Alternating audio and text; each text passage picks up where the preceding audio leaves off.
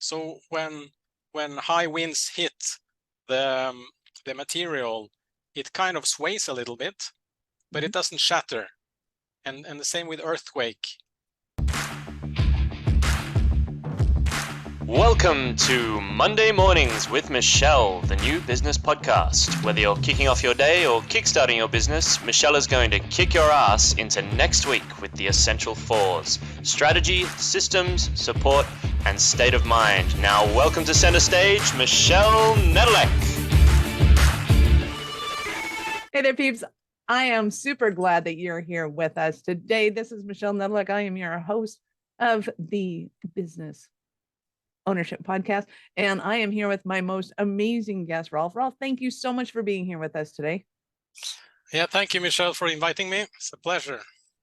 So for those of you who don't know, and there's no way that you could possibly know, Rolf was teasing me about some emails that we sent out that were only pertinent to the States. And I said, and then he was nice enough to send me some trumpet music. And I went, oh my God, this is awesome. This is perfect timing for Christmas. Would you be on the show? And he agreed to. And I said, do you sell your music? And he says, no. But that's okay. We're going to talk about all things Christmas fun and otherwise, but we'll get into that later. So, yep. Rolf, can you give everybody kind of the highlight of who you are and a quick introduction to your business or businesses? Absolutely. I'll be happy to. So I'm half Norwegian, half Italian.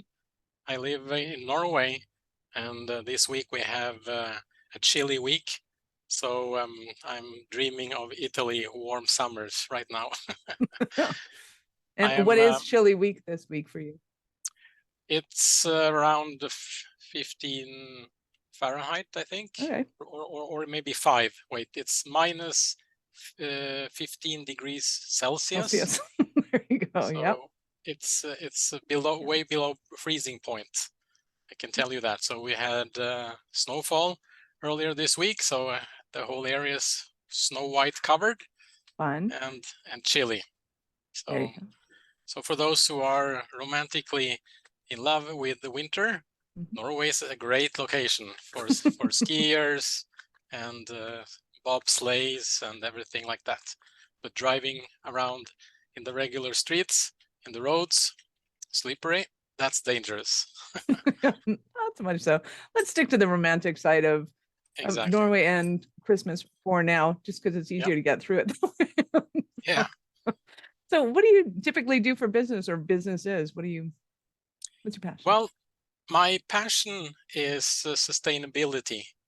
So I'm all into introducing sustainable solutions to the market, real estate market, food production, and also energy generation. So I have an eco-friendly hub, which I call Home2Live. It started with 10 years ago. I had a dream. I woke up one morning and I had a vision of a different and, let's say, better real estate market, better solutions for housing. So I had read about the tiny home movement in the US, and I saw that some Japanese architects, they had been making some cool designs which were very compact, so just to reduce the unuseful space not needed. So anyway, I started investigating this, and I connected with architects around the world. So today I have maybe a network of, let's say, plus minus 80 countries around the world. The scope of this hub was in the beginning just to spread the information about smart solutions. That's it. But then as I was investigating and spreading the news of clever solutions, some of these solutions became more important for me, where I have now, 10 years later, actually I'm on the brink of establishing some manufacturing of some of these solutions myself and my team. Hey, congratulations. So, so I found that no one was doing it. No one was spreading this efficiently enough. It was inaccessible in many countries. So I thought I have to do it myself. I have to create a network where I produce something clever and I distribute it to the network which I have now gathered over the past 10 years. So this year I have been working relentlessly to find a way of getting this manufacturing facilities up and running. Hopefully next year it will happen. So I will tell you more about this afterwards, but this is the highlights of what that's my passion. My day job is a CEO of a construction company. So I import steel buildings, steel material from Lithuania mainly to Norway, which we offer then to pretty much most of all business-to-business customers, which use these buildings for storage or combination buildings with the combination of storage and office space. Awesome. So that's. This is going to be fascinating, and I'm sad to say that we're going to have limited time with you, but I'm going to try and milk out as much as I possibly can. So talk to me about your housing and manufacturing first, and then we'll get into the steel housing. What kind of elements are in that house to make it, eco-friendly, to make it whatever it is?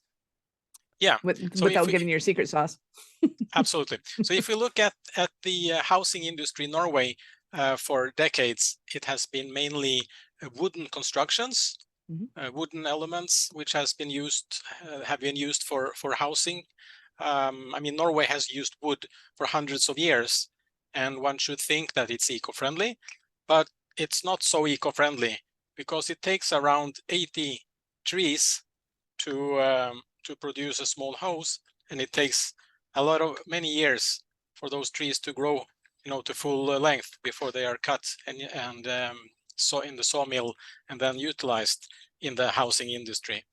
So if you look at the other materials, which is common both in Norway and other countries, like concrete, it demands a lot of water, which is scarce in some places, and then you have steel, which I'm selling daily, which requires a lot of energy to produce steel.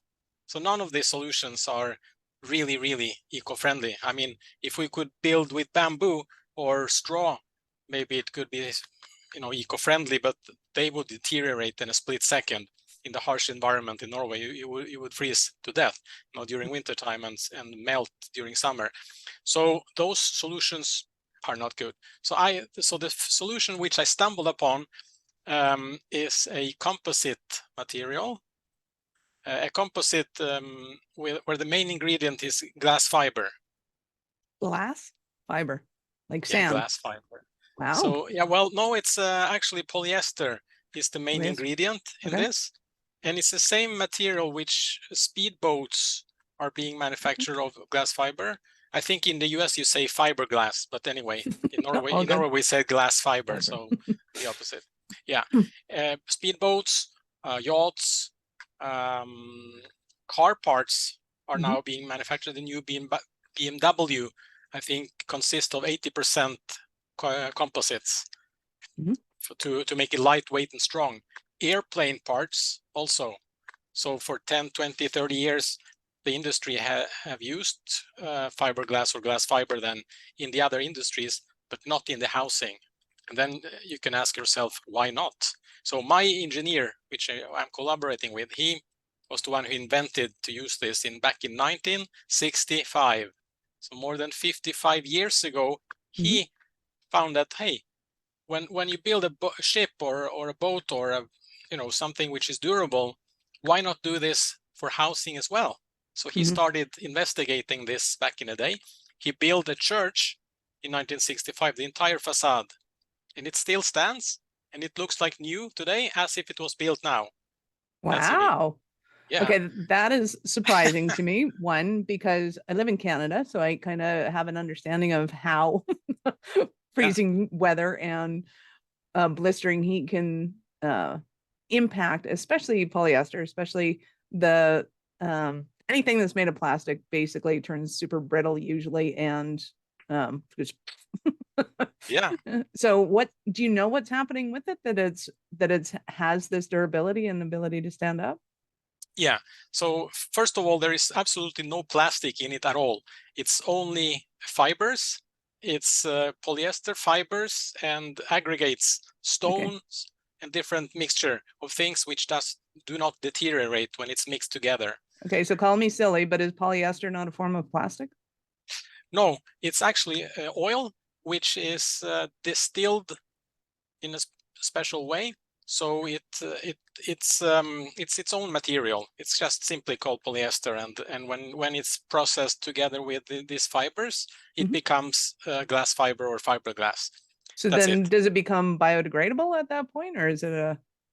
No, actually, it doesn't. That's the thing. It's long lasting.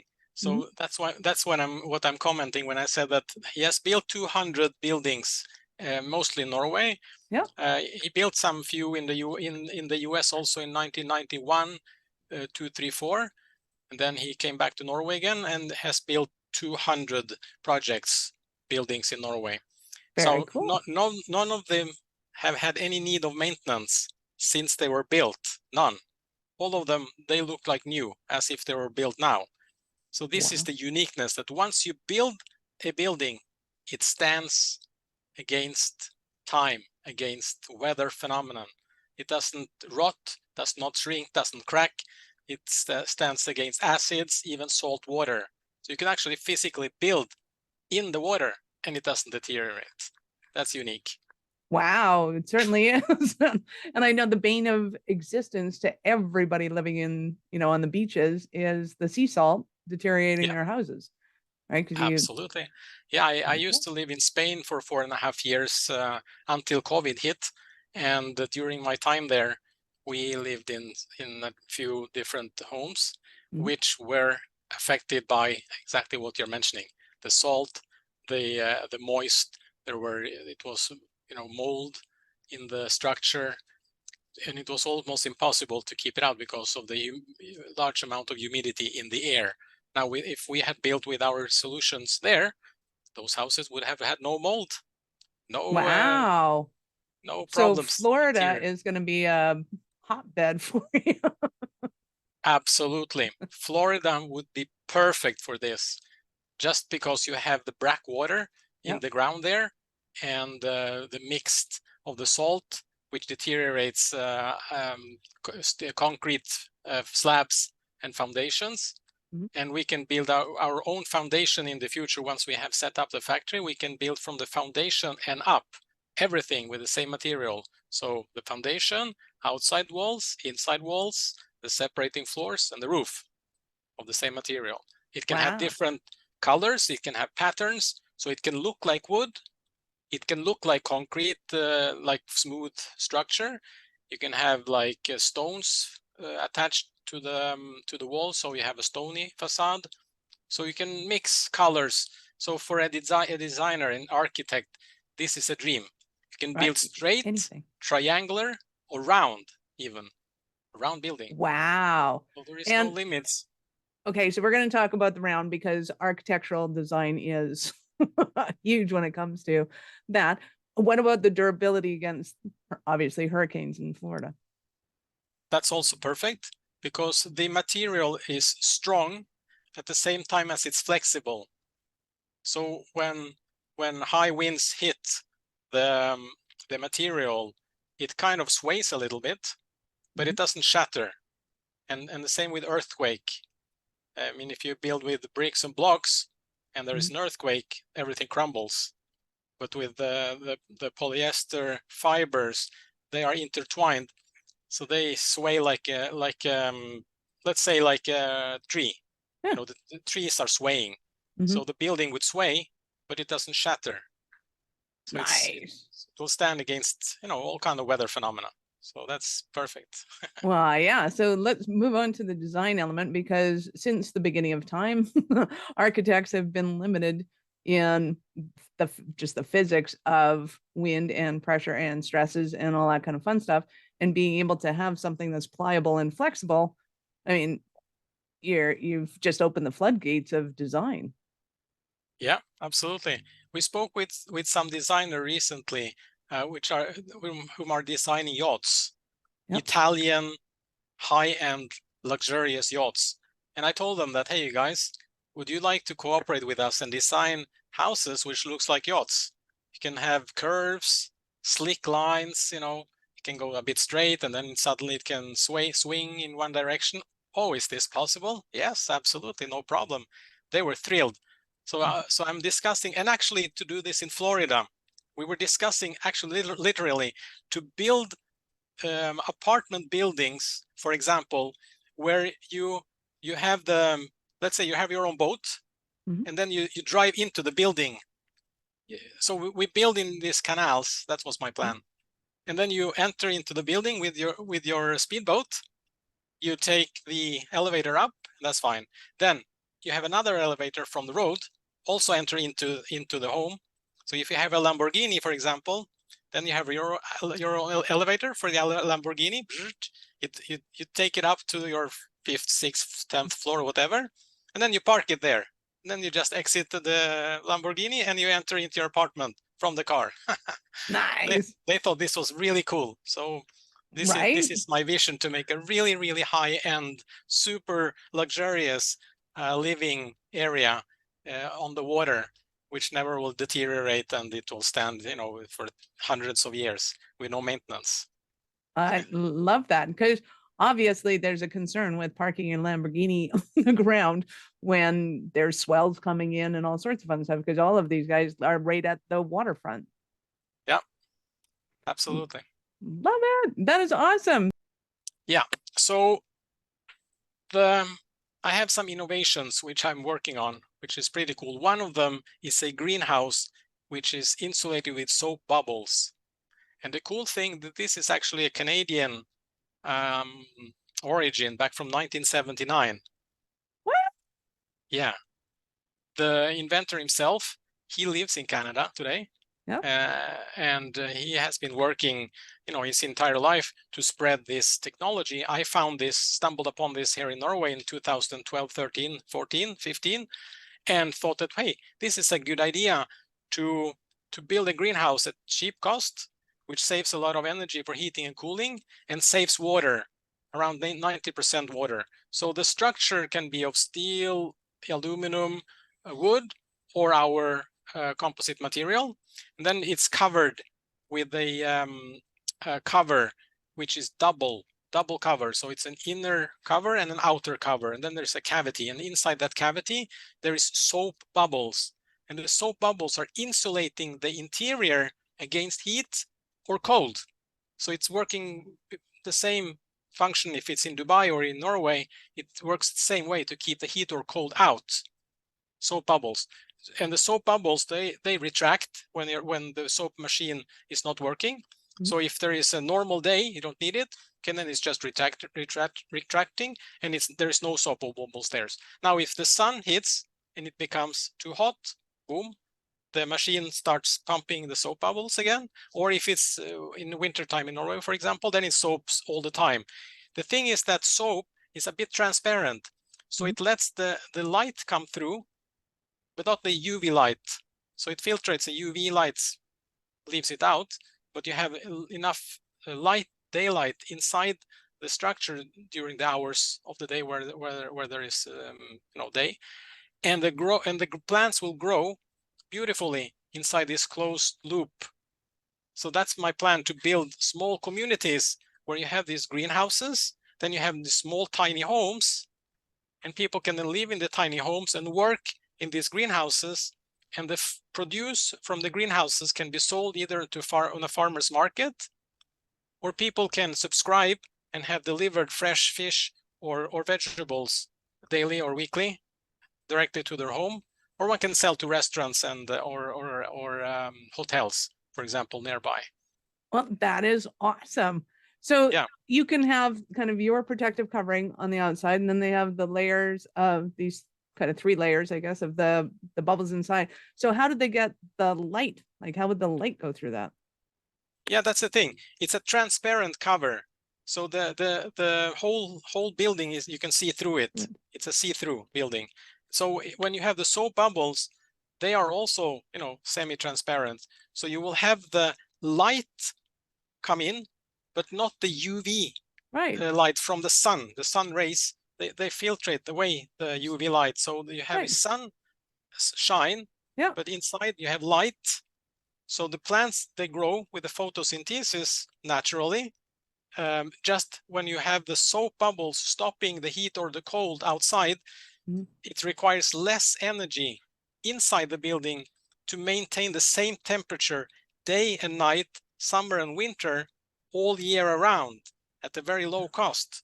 That's the beauty. So you will have the same stable temperature all the time. Yep. The greenery will flourish. They will explode. Boom. When you have the exact perfect temperature all the time. And then since it's a closed environment, it requires very little water. So you grow, for example, the greenery in tubes, like aeroponics. Yeah. Then you have the roots inside. And then if you have a fish cultivation as part of this, let's say a rainbow trout, which you can cultivate in the base. Yeah. Then you have the water from the fish. You spray it inside the tubes of the greenery, and the greenery becomes double as big. Self-fertilized. Exactly. That was awesome. And So you what do save you 90% water. So what do you do for sunlight? Because as you know, when the sun goes down at 3 o'clock in the evening in the winter, LED. So you have LED. LED lights Yep. during part of the night time. Maybe you have a break 4 hours in the middle of the night where it's totally dark, and then you use LED light again in the morning, and then the sun rises, and then you just switch off everything. So when you cover with solar film, flexible solar film on the entire outer skin, then you get energy generation of the building, and the building becomes net positive. So you generate more electricity or energy than you need, and you can sell it to the neighbor or to the grid. That is awesome. So you were saying you have, and then you have the little micro houses. Talk to me more about the little micro houses. Yeah, and that's your project too? Yeah, I launched few weeks ago a website here in Norway to promote those tiny homes, which we call alvehus in Norwegian, or elf houses then in English. They are small. They are 24 square meters, or equivalent to 240 square feet, the smallest ones. And the largest ones are 100 square meters or 1,000 square feet. That's the range, and everything in between. So we have launched now 15 different alternatives on the site. And when you go to the site, you will see that these homes, they are beautiful. They are nice. They look very nice. Now, before we have the factory and can produce them with our own building material, we are delivering them made of wooden structures. So the normal standard materials, which is accessible everywhere. But, so we are able to deliver it now, even before our factory is being built, with the new FlexiCement building system, which we call it. So now the small, tiny homes is to tackle the high cost of normal houses, which for first-time buyers or single parents or elderly or anyone who has a budget which is at a maximum, they will be able to buy themselves into these small homes, which have everything. So you have everything you need. They're just more compact, but they look beautiful. That's the thing. I love that. That is awesome. And I hope that, that as it grows, it keeps the Elvenhoven House as its name, because I just think it's way more fun to hear that. Yeah. Awesome. Yes, it was a friend of my wife whom she came up with this name. Her son, his name is actually Elf in English, Alv in Norwegian. Awesome. And she said just for fun, maybe we should call it Alvehus, and this we did, Elf House. Yeah. That's awesome. That's so and the website was available, so we took it and we launched it. So now we have had it out in the market now for a couple of weeks, and we have interest from all over Norway. So now we are just looking for a way of finding the plots to be able to set this up, and that's why we came up with the idea of the greenhouses to mix it. Because if we look at farmland, when we place the greenhouses on the farmland, it will generate more food per cubic meter than the whole field would produce per square meter during the whole year, because we have 6 months of snow. So when we have an indoor farming solution, that will produce much more food. So then when we have the small homes at the edge of the field, and then you have the food production in the middle, so people can live in the outskirts of the field, and then they can work in the greenhouses and harvest, and help sell through a farmer's market or to hotels, restaurants, or to people, families directly who can subscribe for it. Yeah. So I think this is a wonderful way of, having short traveled food. This is the whole thing. If you can produce the food here and you can distribute it here and you can eat it here immediately, fresh, with no pesticides, no transport costs, freshly produced at maybe even cheaper cost. Wow. The thing is that the producer will earn more than they would if they distributed this through the normal channels, which would be, but then you have to transport it, a long way. And in our case, we usually import things from Spain, from the Netherlands, trucks driving through all of Europe to Norway. Now we don't have to. Once we become self-sustained with our own food production, even during wintertime, then we're good. And each and every other country can do the same. So everyone can become self-sustained with their own food production locally and have it distributed, next door. That would be the most awesome thing to do. Right? We'll have Canadian pineapples. Yeah, exactly. Who knew? Yeah, That was awesome. And brilliant. Absolutely. Talk to me about the cost of this. Yeah. So my whole idea is that the use of the greenhouse, the creation of the greenhouse, was meant from my side and also from the inventor as a low-cost solution for most people. So it can benefit, even people in Africa or South America. So, for example, yesterday I was a speaker at an online event with the Nigerians. So I spoke about this solution, and they loved it. They thought that this was perfect for them, because now when they usually produce food there, it doesn't last very long, in the heat. So they have to package it, they have to try to cool it to make it survive.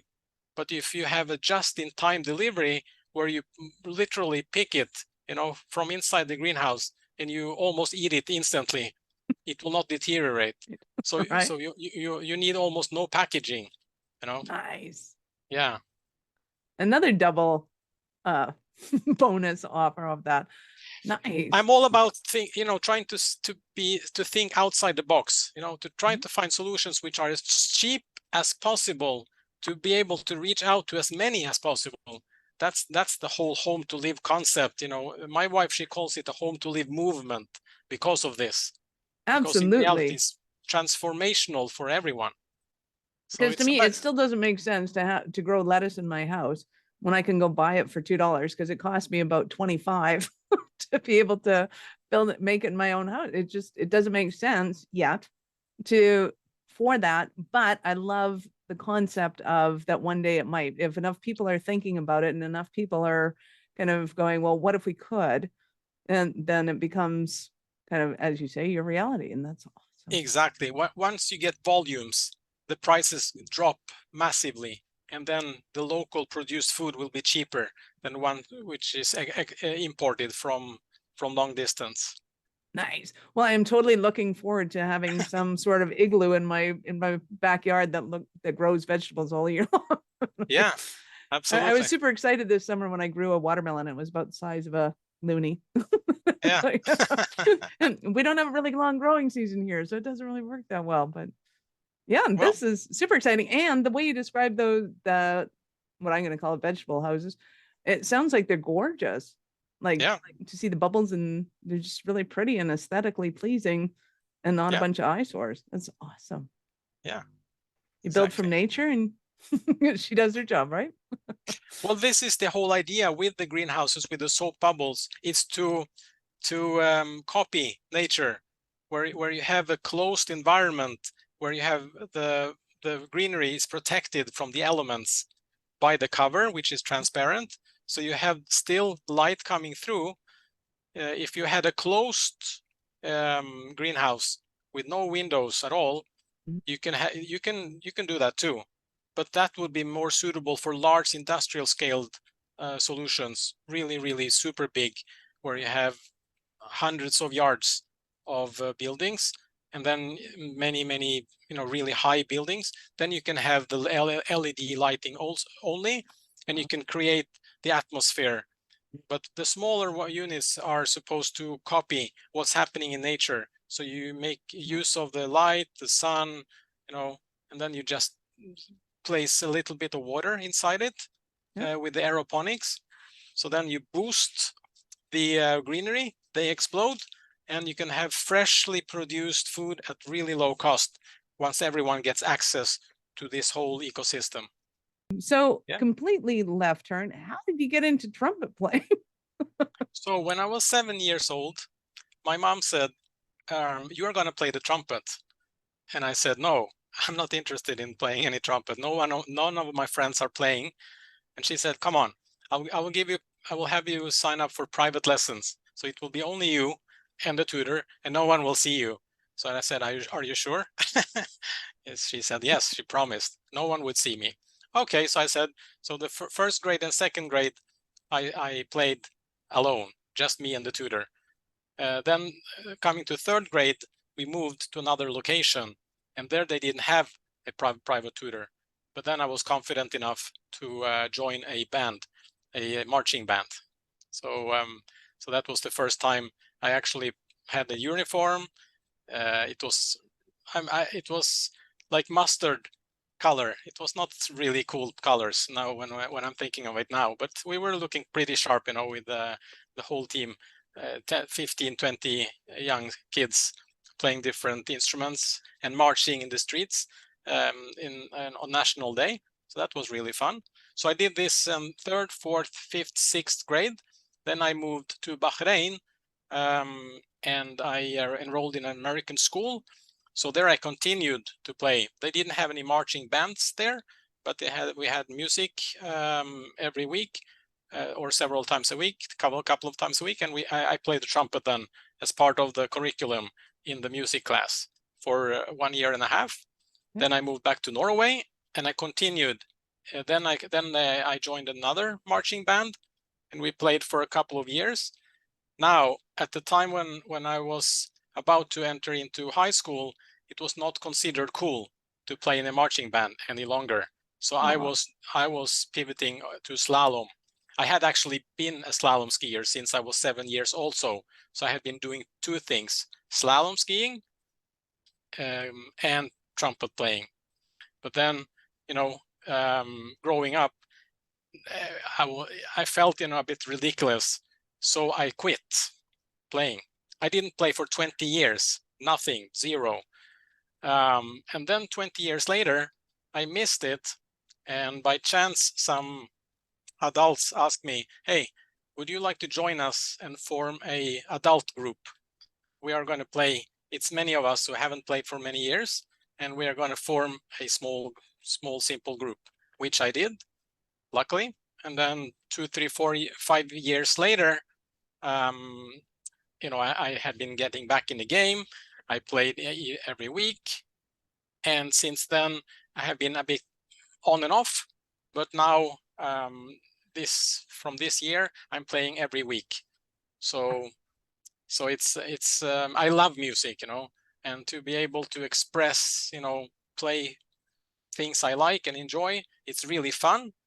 And it's like boosting the energy in a stressed world. Music is really, unstressing. It's fun, it's relaxing. I love it. It's a great feeling. So then I recorded myself playing some of the tunes, and I have posted them on the site, which I called Hilton Diamond. I call the site. That's my artist name, just for fun. And I'm a Hilton Diamond member. So I just, I didn't find any other cooler name. I just called it that. So on the site now, on the website, that's the name of me as an artist, hobby artist. Awesome. Well, I'm super excited to share it because I absolutely love Christmas carols, and especially the instrumentals. so that you can Yeah. have them playing in the background during, dinners and things like that. It's just, it adds Yeah. a level of ambiance that that we don't normally get it. Yeah, so 5 years ago, I was planning to post one tune every year for the next 30 years. That was my plan. But then someone told me that, hey, I'm not going to live long enough to listen to the 30th tune. So they begged me, please release the ones you have now so we can enjoy them. So I said, fine. So I started now on December 1st, to count down to Christmas. Then I started posting one each day. So now from today on and until Christmas Eve, I will have posted one new tune every day. So and on Christmas, then I will have the 6 which I had uploaded before already, and then the rest until Christmas. So in total it will be 30 or 31 Christmas tunes which are recorded and posted then on the site. That's awesome. So when you're playing, is there a difference between playing Christmas carols and playing other songs? Yes, it is a really small difference. I mean, it's more quick and cheerful, some of the tunes, and some of the tunes are more slow. But for me, I can play anything. So it's not. But it's just that I used to sing these Christmas carols when I was a kid. So it's a bit nostalgia related to these tunes because it brings memories, together with my late father, and at the family dinners and gatherings, from I was a small kid. Since I'm half Italian, we used to travel to Italy or to Geneva to meet our relatives there, uncles and aunts and grandparents living then in Italy or Switzerland. So I have memories, of travels from when I was a kid, and we spent time during Christmas with all these different family members traveling here and there. So I have a lot of positive memories, related to these tunes. So when I play them, it kind of revives this feeling of joy and happiness. So I thought I wanted to share, my joy and my happiness through my music. So that's why also I decided to post it on an online accessible server for anyone on Zoom Cloud.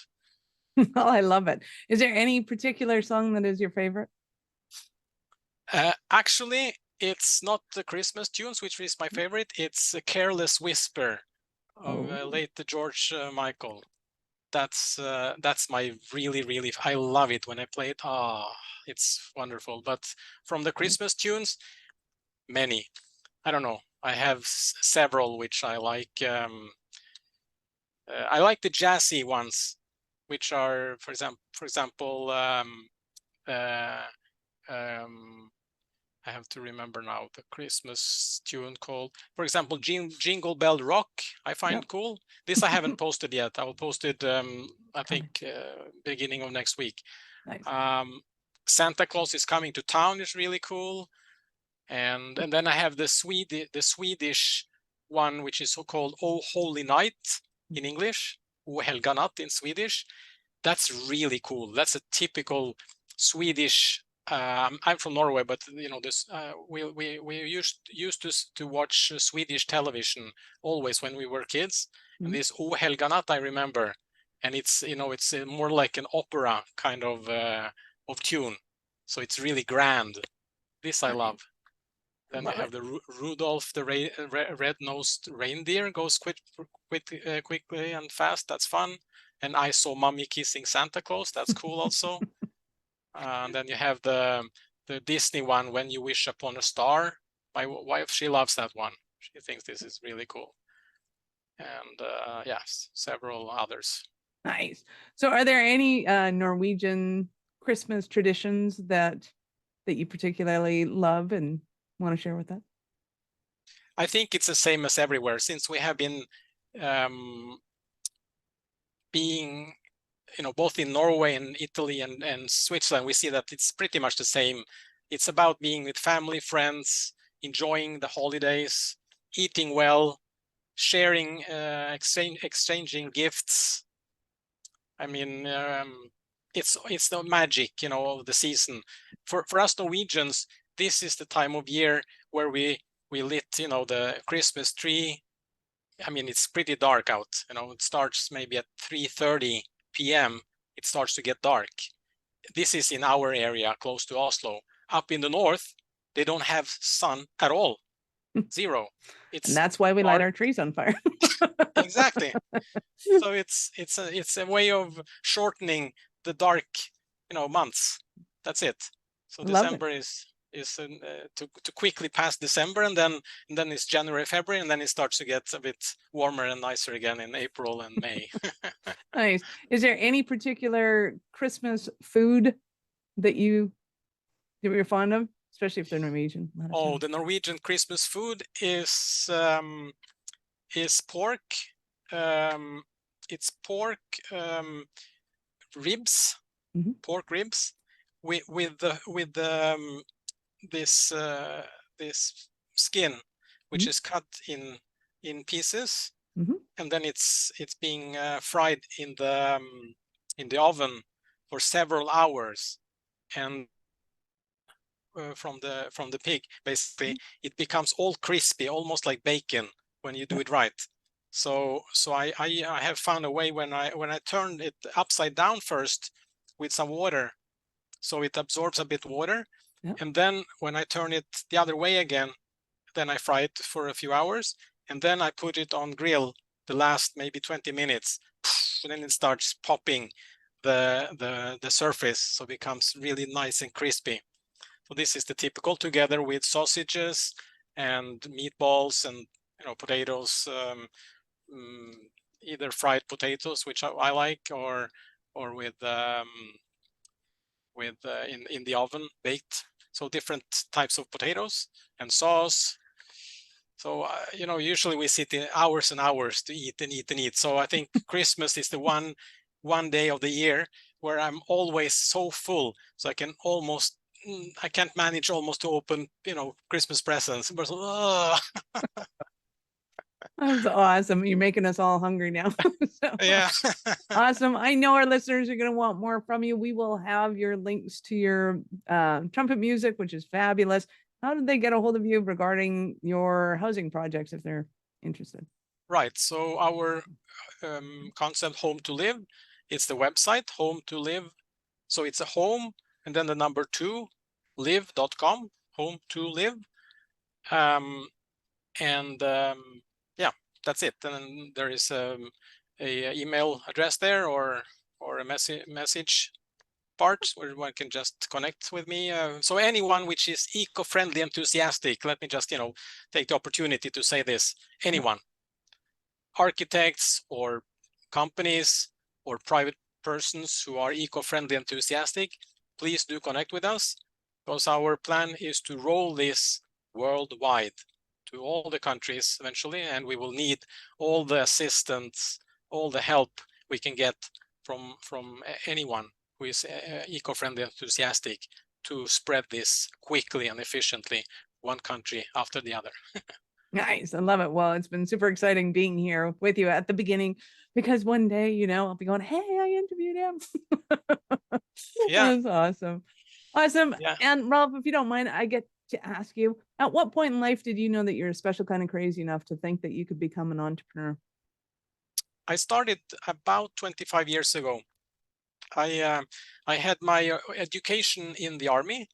I was eventually a platoon leader. I was a lieutenant. I participated in NATO exercises, joint forces with Americans, British, Germans, etc. for 5 years. Then I was recruited to the private sector because of my leadership training. So I worked for 3 different companies as a CEO, and eventually I decided to invest in real estate projects myself. This was by chance. It was a friend of mine who asked me if I want to join him participating in investing in real estate. So I said, okay, sure, we can try. Let's try one project and see how it goes. And I ended up investing in real estate projects for 10 years straight after this one project, which we were just testing for fun. And that's how I learned the trade of constructions. So I learned how to do everything from plumbing, electric work, carpenting, tiling, you name it. So today I could build an entire home myself with not my bare hands. I would need some tools, but I could literally build a whole house myself with no help from anyone. So Wow. that's what I have learned over the past 25 years. So an entrepreneur, I once I started, there was no going back to be a hired employee. Right. That's gone. Long time ago. I enjoy the freedom. I enjoy the traveling. Basically, it's me and my wife collaborating. So without her, I'm not sure how well I would have done. She is a jurist, lawyer. Right. So she helps me with all the legal things and also with motivating me at times when things, feel that, oh, now I need a little boost. So luckily we are supporting each other daily. And I think that's maybe one of the things which I'm most grateful for, is to have her alongside with me, or else I think it would have been tougher to be an entrepreneur if I hadn't had her alongside me, together. I That's love that. That's super sweet. yeah. I have to say that's a success factor number one, because always you have to have a team, working, and either you have an external team, or in our case we have an internal team ourselves. Nice. So sometimes that may be challenging, but we have found a beautiful way of separating, let's say, our daily private life from our daily business life, and it works beautifully. So I wouldn't trade it for anything in the world. It's great. I love it. Yeah. Rolf, you have been absolutely awesome. Any last words for our peeps? Thank you for inviting me, and continue the great work you do. So it has been a great honor and pleasure. And I wish, the listeners a very merry, happy Christmas and a splendid 2023. When it comes to that, the future is, as far as I'm concerned, great, and everyone can contribute to a better world for everyone. So, even if there are challenges in the world today with things happening, let's take the lights. Let's see the positivity of things, and help each other to create that better world, which is easy to do, is in my mind. It just takes you and me and one person at a time to make some small adjustments, small changes, and everything will be great. Absolutely. You've been awesome. Thank you so much for your time. I appreciate it, and I know how valuable it is. Thank you. Awesome. Peeps, this is Michelle Nedelec. Thank you for being here with us today. Be sure to subscribe to the show and share it with your friends. We love helping entrepreneurs grow. And Merry Christmas. Thank you for listening to our show. I'm all about being a resource center for entrepreneurs to give them the information and the support that they need to make it in business. As such, the notes for this show can be found at our website at awarenessstrategies.com/blog. Be sure to subscribe, give us a rating. I like 5 stars personally, and share with your friends.